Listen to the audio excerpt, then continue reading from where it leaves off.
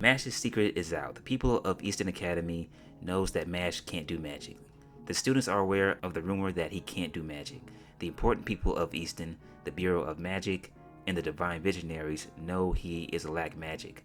Those who are lack magic are purged from society. In my last review, I mentioned that people who can't do magic or whose magic is weak are mistreated.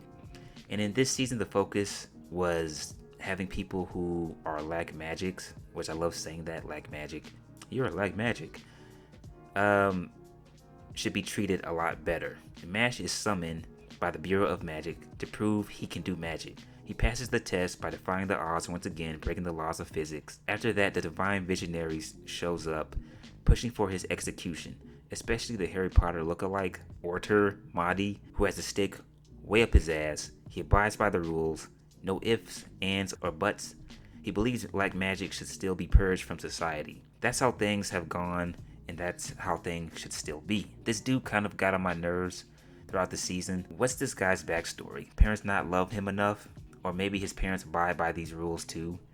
He grew up watching and being taught that black magics are like a plague to society. He should be a dickhead like his mama and daddy. Anyway, this judge named Mr. Bless is being controlled by this magic parasite.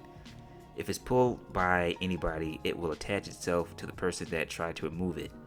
This thing belongs to Innocent Zero, who wants Mash's body. Mash pulls the thing off, it goes into Mash's mouth. In Mash's wacky way, he's able to defend himself, once again by tying the thing up like an animal balloon. His tongue probably bench presses as well.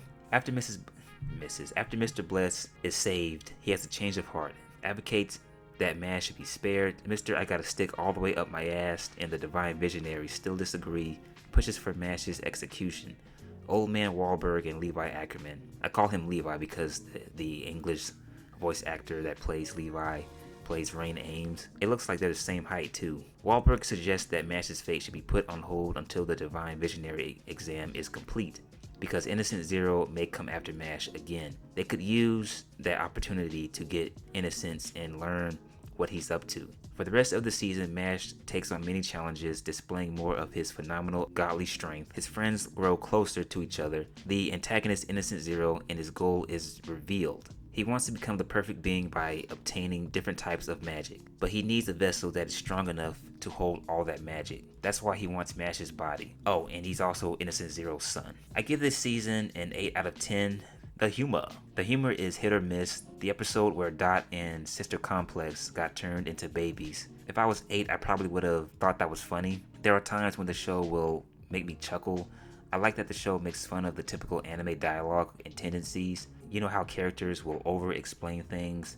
When that happens, Mash will zone out or his brain will start to fry. That's kind of how I feel, except my head doesn't shrink and my face doesn't get small like his. But that's how I feel when a character just over-explains something when he or she could have just said he ran on the wall and did a backflip. Or how there's constant cringy dialogue and cringy moments in anime. It'll follow up with something funny, whether it be funny or not, but something non-serious and lighthearted. The characters don't really stand out, even the ones that are introduced for the first time in this season. In terms of personality, the ones from the first season pretty much the same. Lemon is still Lemon. She's the female character who worries and supports her friends, especially when it comes to the main character. She does have her moments at the end of the show, but that's about it. Lemon is still super thirsty for Mash, wants her legs pinned back behind her ears so bad, but Mash is still oblivious, would much rather eat a cream puff instead. Finn is still Finn. He worries too, gets scared, freaks out. I don't know how he is when it comes to his brother. How they act around each other is an unknown. I don't think Rain looks down on him. He seems like a good guy. It could be a status issue. Rain is the powerful 3-line divisionary. Finn is the wimpy magician. And I think that affects their relationship, assuming that they have an issue. The hell was that? Glant's quiet, but is still a weirdo when it comes to his sister. Dot stands out due to his quirky personality. Wahlberg's background is touched. You'll see how much of a shut-in he was before he met his master. He wants to change the world and how people who don't have magic are treated. He wants the world to be a better place. Also, he used to run with Innocent Zero. Him and Innocent Zero and this other character all had the same master. I would say these characters stand out in terms of their strength and how they are in battle. But as far as like personality wise goes, I would say Dot takes the cake. He seems to have a bit more of a stronger, funny, lighthearted personality, but that's really about it.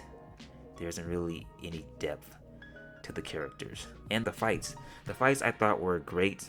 I was worried if they weren't going to step up from last season.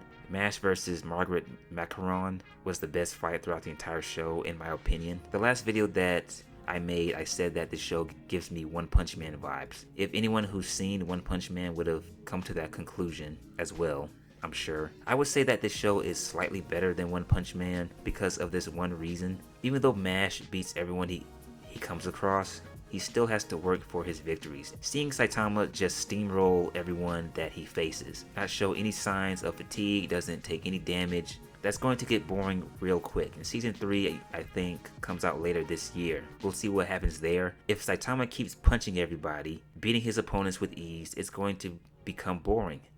Now someone might say, well, he's One Punch Man, he trained to be the strongest hero. I get it, but he also wants a challenge and he wants to feel a rush. He wants to feel some emotions. Give that to him. And I'm not saying that seeing Mash beat anyone that comes across his path will be entertaining either. I want to see these characters get beat by somebody and see how they respond. But that's why I give Mashle the slight advantage, or the slight edge over One Punch Man, because of the strength difference between the two main characters. So those are my thoughts on this show. I just wanted to talk about it. Please like and subscribe. That is it. I am out.